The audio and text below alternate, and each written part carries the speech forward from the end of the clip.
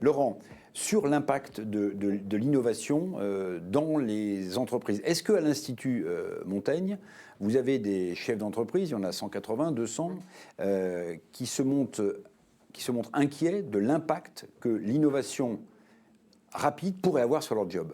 Moi, je rencontre plutôt des chefs d'entreprise qui sont acteurs de l'innovation et pas victimes de l'innovation ou dans la peur de l'innovation. Il y a évidemment des business qui arrivent au bout d'un cycle, au bout d'un cycle de vie et dont on sent bien qu'ils doivent se réinventer ou se transformer. Il y en a.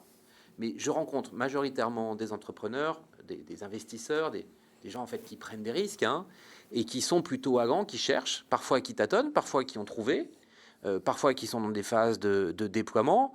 Et je dois dire que pour donner un peu une autre image du capitalisme européen et la française, je trouve qu'il y a des familles, il y a des entrepreneurs un peu isolés, puis qui vont rejoindre des mouvements et qui se donnent énormément de mal, qui consacrent énormément de talent, de ressources, avec leurs équipes aussi, pour trouver des brèches, pour trouver des nouveaux modèles.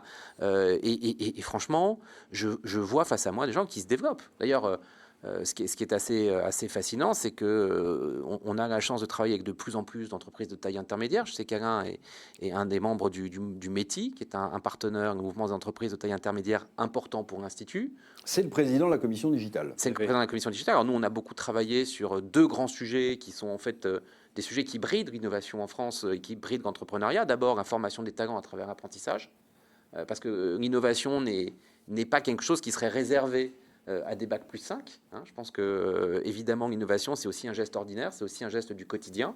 Et c'est comme ça, d'ailleurs, qu'on dissémine la valeur et qu'on en crée plus. Deuxième sujet, c'est évidemment les impôts de production. Ça nous emmènerait trop loin.